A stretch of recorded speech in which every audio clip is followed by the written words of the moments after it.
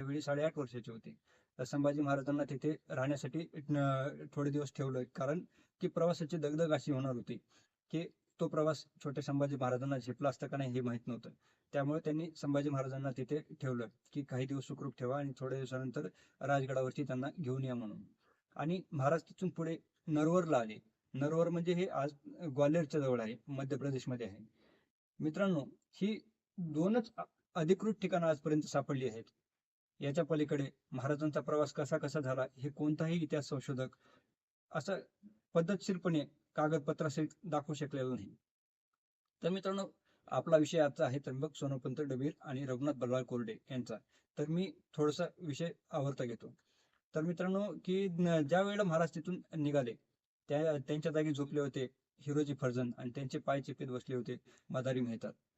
थोड्या वेळाने महाराज गेल्यानंतर त्यांनी पण सांगितलं की ते तिथून उठले आणि सांगितलं त्यांनी त्या जो बिछाना होता तिथे लोड तकवे आतरून त्याला एक माणसाचा आकार दिला आणि तिथून ते म्हणाले की औषध आणायला जातो महाराजांचं, महाराजांना खूप ताप आहे आणि ते तिथून बाहेर पडले आणि ते सुद्धा प्रवासाच्या पुढच्या मार्गाला लागले, फास्टमध्ये पुढच्या प्रवासाच्या मार्गाला लागले.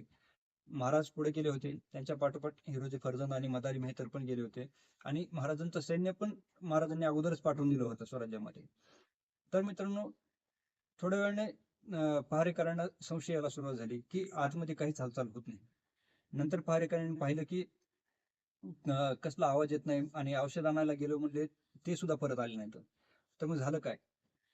त्यांनी तिथला महाराजांच्या पहारेवर जो कोतवाल होता तिथला, त्या कोतवालाकडे त्यांनी सांगितलं की इथं राजे दिसत नाही तिथे. त्या कोतवालाचं नाव होतं फौलाद खान. तो अत्यंत क्रूर असा मनुष्य होता. त्याने खूप जणांना मारलेलं होतं आणि त्याच्यामध्ये म्हणे ठाई, प्रेम वगैरे असे कोणतीही गोष्ट नसायची. एकदम क्रूर माणूस होता तो. तर त्याच्यापाशी सांगितलं की महाराज मध्ये दिसत नाहीत आणि महाराजांचे सैनिक पण दिसत नाहीत. काहीतरी घोळ दिसतोय. तर तो जेव्हा आला आणि त्यानं ज्या वेळेला ते पाहिलं की तिथे कोणच नाही, महाराज नाहीत तिथे. तर त्याला तो एकदम हादरून गेला तो. आणि त्याने ही गोष्ट रामसिंगाला सांगितली. रामसिंग म्हणजे मिर्झा राजे जयसिंग यांचा मुलगा. रामसिंगाला सांगितले आणि हे दोघे जण बादशाह औरंगजेबाकडे गेले आणि औरंगजेबाला यांनी सांगितलं की हुजूर एक खराब बातमी आहे आणि सांगितलं की शिवा गायब हो गया. तर यावेळी मित्रांनो, औरंगजेब ही गोष्ट आहे 18 ऑगस्टची. महाराज गेले 17 ऑगस्टला. ही गोष्ट 18 ऑगस्ट आहे. तोपर्यंत महाराजांना जवळपास एक 8-10 तासाचा वेळ मिळाला पुढे जाण्यासाठी.